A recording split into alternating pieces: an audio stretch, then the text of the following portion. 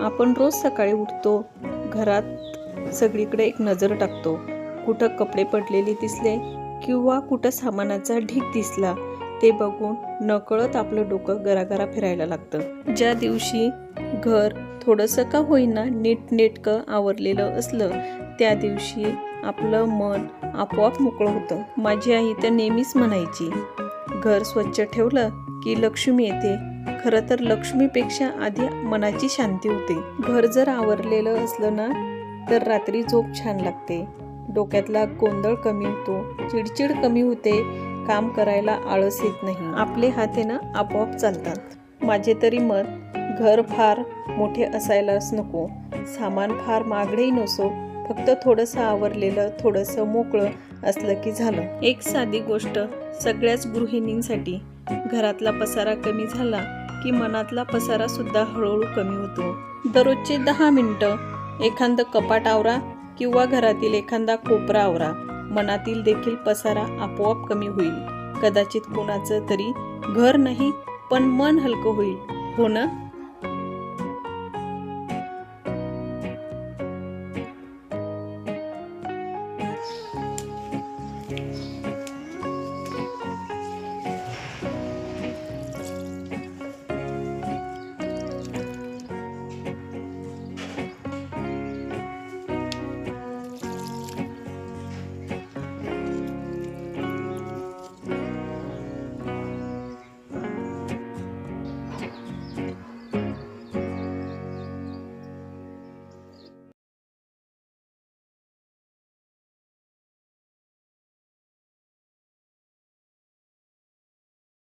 Hi hello, मी छाया. मी सर्वांचं स्वागत करते परत एका छानशा नवीन व्हिडिओमध्ये आणि आपल्या या मराठी यूट्यूब चॅनलवरती. सर्वप्रथम सगळ्यांना श्री स्वामी समर्थ. श्री स्वामी समर्थ. जय जय स्वामी समर्थ. सगळ्यांना आजचा दिवस छान आरोग्यदायी आनंदाचा जावो आणि तुमच्या मनातील सगळे इच्छा पूर्ण अशी स्वामीच्यांनी प्रार्थना करते आणि आजच्या एका छानशा नवीन व्हिडिओला सुरुवात करते. तर चला, आज सकाळीच मी व्हिडिओला सुरुवात केलेली आहे. सकाळची जी थोडीफार क्लिनिंग आहे ना बाहेरची, तर ती माझी करून झालेली आहे. घरातली झाडझूड करून झालेली आहे. बेड आवरायचा राहिलेला होता, तर इथं मग बेडही आवरून घेतलेलं, म्हणजे बेडरूमसुद्धा थोडंसं क्लीन करून घेतलेलं आहे. वरच्यावरच क्लीन केलेलं आहे, जास्त काही क्लीन करत बसली नाही. आज सोफ्याचे कवर आहे ना धुण्यासाठी काढलेले, तर सोफ्याचे कवरसुद्धा मशीनला लावायचे. आणि मला 2-3 दिवसापासून आहे ना असा कफ झाल्यासारखा, म्हणजे थोडासा सर्दीचा त्रास होतोय सकाळी. कारण सकाळी ना थोडीशी थंडी वाजते आणि वाजले की लगेच आता गरमी व्हायला सुरुवात झालेली आहे, म्हणजे थोडासा उन्हाळा लागलेला आहे, पण सकाळी ना थंडी वाजते. तर मला सकाळी काय होतं, थोडासा कफ झाल्यासारखा होतो, म्हणजे असं मला वाटतं की मला सर्दी झालेली आहे. तर इथं मग मला एक काढा बनवायचा आहे, तर म्हटलं चला तुमच्यासोबत सुद्धा तो काढा मी शेअर करते. तर चला, व्हिडिओ कंटिन्यू बघा आणि तुम्हाला खरंच जर माझा व्हिडिओ आवडला तर व्हिडिओला लाईक करा, शेअर करा आणि सबस्क्राईब करा.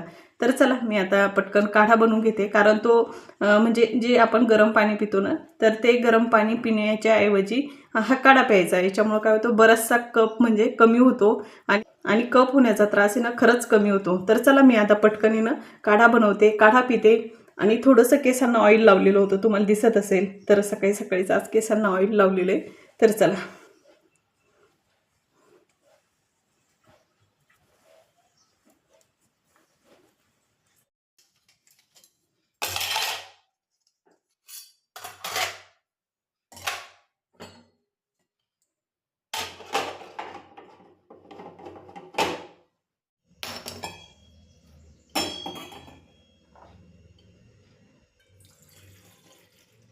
तर इथं मी या भांड्यामध्ये ना पाणी टाकलेलं आहे 1 ग्लास. तर याच्यामध्ये आपल्याला तुळशीपत्र टाकायचे, 4 किंवा 5 टाकू शकता. तुम्हाला जर जास्त आवडले तुम्ही जास्तही टाकले तरी पण चालतात. तर इथं मी 4-5 तुळशीपत्र टाकले. त्याच्यानंतर त्याच्यामध्ये मी इलायची टाकते, त्याच्यामध्ये मी 1 दालचिनीचा तुकडा टाकते, त्याच्यानंतर 1 फूल टाकते. त्याच्यानंतर त्याच्यामध्ये ना थोडासा गूळ ॲड करायचा. तर इथं याच्यामध्ये मी थोडासा ओवासुद्धा टाकलेला आहे आणि थोडासा गवती चहा टाकलेला, चव येण्यासाठी. ओवा पण थोडासा गरम असतो ना, तर त्याच्यामुळे थोडासा ओवा टाकलेला आहे. तर इथं तुम्ही पाहू शकता, काढ्याला एकदम छान अशी उकळी आलेली आहे. मी आता गॅस बंद करते आणि चांगलं याच्यामध्ये ना याचा अर्क उतरू देते आणि त्याच्यानंतर मग ग्लासमध्ये ना गाळून घेते. तर चला, मी इथं थंड होऊ देते आणि थंड झाल्याच्या नंतर परत दाखवते. तर इथं हा काढा आहे ना तर थंड झालेला आहे, तर मी आता हा काढा गाळून घेते.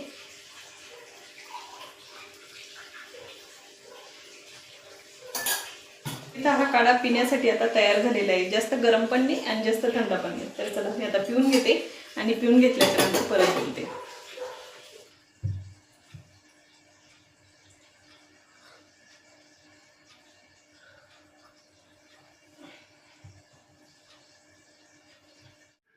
तरी तर मला सकाळच्या स्वयंपाकामध्ये म्हणजे देवांच्या पप्पांच्या टिफिनमध्ये ना मला मेथीची भाजी द्यायची होती. एकदम फ्रेश अशी मेथीची भाजी आलेली होती बाहेर दारावरतीच विकायला. तर लगेच मग मी ती तोडूनसुद्धा घेतलेली आहे. तर इथे मी स्वच्छ 2-3 पाण्यानं मेथीची भाजी पहिले धुवून घेतली आणि त्याच्यानंतर कढईमध्ये थोडंसं तेल टाकलं आणि त्याच्यामध्ये मेथीची भाजी ॲड केली.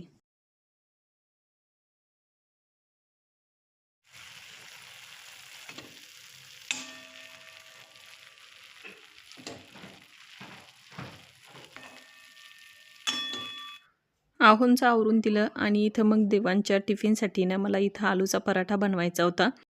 तरी तर मी सकाळीच आहे ना आलू उकडून घेतलेले होते आणि त्याची जी चटणी असते ना, आपल्याला पराठ्यासाठी जी चटणी लागते तर ती चटणीसुद्धा बनवून घेतलेली होती. एकदम सिंपल पद्धतीनं. म्हणजे आलू उकडून घेतले, त्याच्यामध्ये कांदा, सांबार, थोडासा ठेचलेला लसूण, तिखट, मीठ आणि थोडीशी हळद टाकून ते मिश्रण मी हातानंच असं मिक्स करून घेतलं आणि इथे एक चपाती लाटून घेतली आणि त्याच्यावरती ते मिश्रण ॲड केलं आणि परत ते चहू बाजूनी व्यवस्थित पॅक केलं आणि त्याच्यानंतर परत पोळी लाटून घेतली म्हणजे पराठा लाटून घेतला. तर अशा पद्धतीनं हा पराठा बनवून घेतला. एवढा टेस्टी आणि एवढा भारी झाला होता. आणि देवांशला ना आलूचा पराठा खूप आवडतो आणि टिफिनमध्ये जर दिला तर एकदम पोटभर पण होतो आणि तो पूर्ण खाऊन पण येतो. एखाद्या वेळेस आपण पोळी भाजी दिली ना तर एखाद्या वेळेस ते वापस तरी येतं. पण जर आलूचा पराठा असा मेथीचा पराठा हे जर आपण बनवून दिलं त्याला तर त्याला हे असे पदार्थ खायला आवडतात.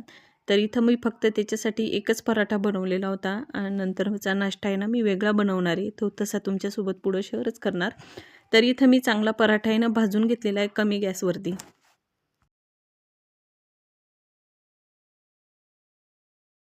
तर इथं मी दोन्ही बाजूनी ना पराठा चांगला भाजून घेतलेला आहे कमी गॅसवरती. तेल पण थोडंसं कमी लावलेलं आहे कारण देवांशला ना जास्त तेल लावलेले पदार्थ किंवा जास्त तेलकट पदार्थ आवडत नाही. त्याला जास्त तेलकट पराठा दिला ना तर मग तो खात नाही.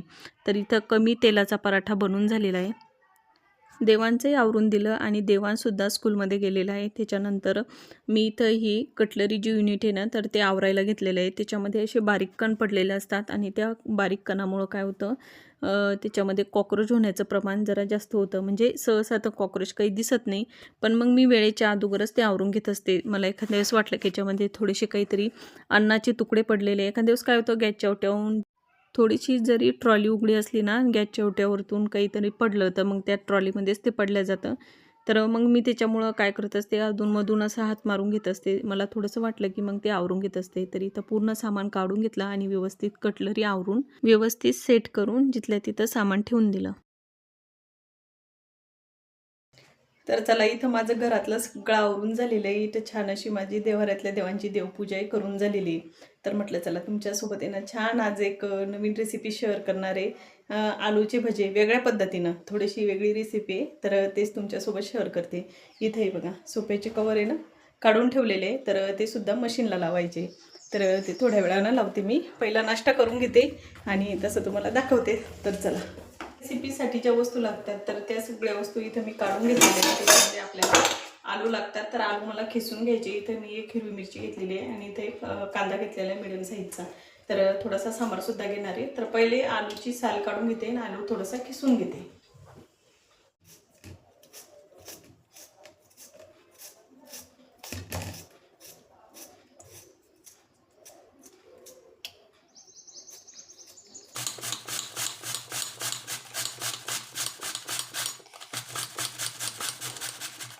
तर इथं मी या बाउलमध्ये ना पाणी घेतलेलं आहे. त्याच्यामध्ये मी आलू टाकून देते किसलेला.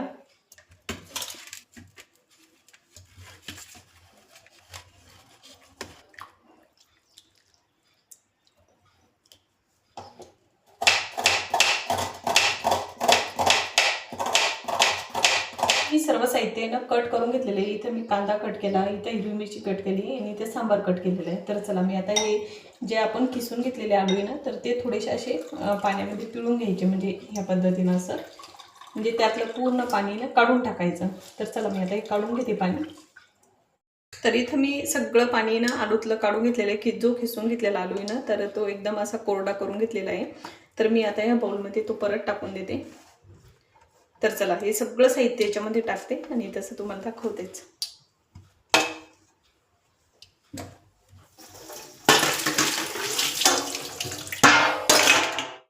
तर इथं मी ह्या बाउलमध्ये ना हिरवी मिरची, कांदा आणि सांबार टाकून घेतलेला आहे. तर याच्यामध्ये थोडंसं आपल्याला बेसन पीठ टाकायचं आहे आणि तांदूळाचं जे पीठ असतं ना तर ते टाकायचं आहे. तर मी ते पण टाकून घेते आणि चवीनुसार मीठ ॲड करायचं आहे. तर इथं मी पोहे खायच्या चमच्यानं जवळपास 3 चमचे ना याच्यामध्ये बेसन पीठ ॲड केलेलं आहे. तर इथं मी 1 चमचा तांदळाचं पीठ ॲड करते. त्यानंतर मी याच्यामध्ये टाकलं थोडंसं जिरं, थोडीशी धनिया पावडर ॲड करते. पाण्याचा वापर न करता आपल्याला ही रेसिपी बनवायची आहे. तर याच्यामध्ये आपल्याला पाण्याचा वापर करायचा नाही. हलक्या हातानं जेवढं पाणी त्याच्यामध्ये असेल, म्हणजे कांद्यालाही बरंचसं पाणी असतं, त्याच्यामध्ये आलू किसून टाकलेलं आहे त्याच्यामध्ये पाण्याचं प्रमाण असतं. तर तेवढ्याच पाण्यामध्ये आपल्याला ते भिजून घ्यायचं आहे. याच्यामध्ये मी चवीनुसार मीठसुद्धा ॲड केलेलं आहे. एखाद्या वेळेस जर तुम्हाला व्यवस्थित भिजवलं गेलं नाही तर त्याच्यामध्ये आपण 2-3 चमचे पोहे खायच्या तेवढं तेल ॲड करू शकतो.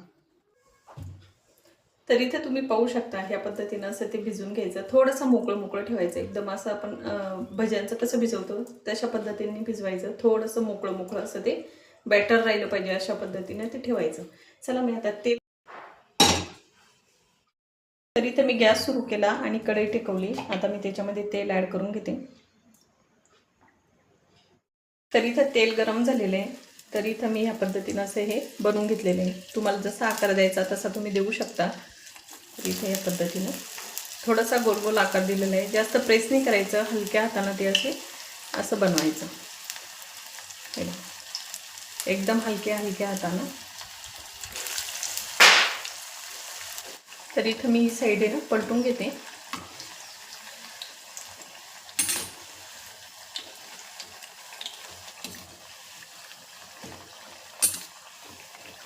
तर इथे आता तळून तयार झालेली आहे. तर मी आता हे काढून घेते.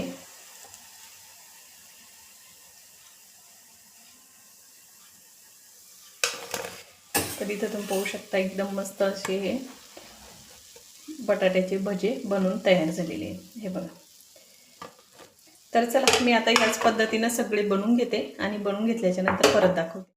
तर चला इथं छान अशी ही रेसिपी बनवून तयार झालेली आहे. एकदम कुरकुरीत म्हणतात ना तर तशी ही रेसिपी झालेली आहे. ज्यांना नाश्ता आवडतो ना करायला त्यांच्यासाठी एकदम हेल्दी ऑप्शन आहे.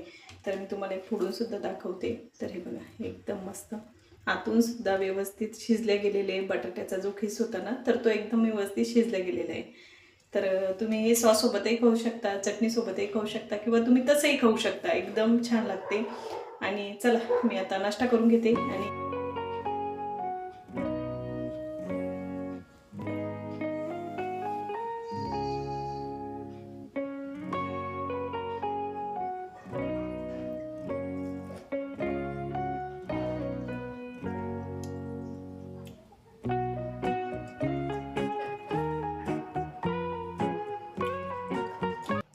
जे सोफ्याचे कवर धुण्यासाठी काढलेले होते ना तर ते कवर मग लगेच मी मशीनला लावून दिले. आणि हे जे सोफ्याचे कवर होते ना तर हे स्वच्छ धुवून ठेवलेले होते. बऱ्याच वेळेस तुम्ही व्हिडिओमध्ये पाहिलेले. तर मग ह्यावेळेस मी तेच सोफ्याचे कवर टाकलेले. तर चला ताईंनो आजचा व्हिडिओ ना मी इथंच थांबवते. आय होप तुम्हाला माझा आजचा व्हिडिओ आवडला असेल. व्हिडिओ आवडला असेल ना व्हिडिओला जरूर लाईक करा. भेटूया आपण अशाच एका छानशा नवीन व्हिडिओमध्ये. तोपर्यंत तुम्ही स्वतःची काळजी घ्या. श्री स्वामी समर्थ. जय जय स्वामी समर्थ. सगळ्यांना बाय.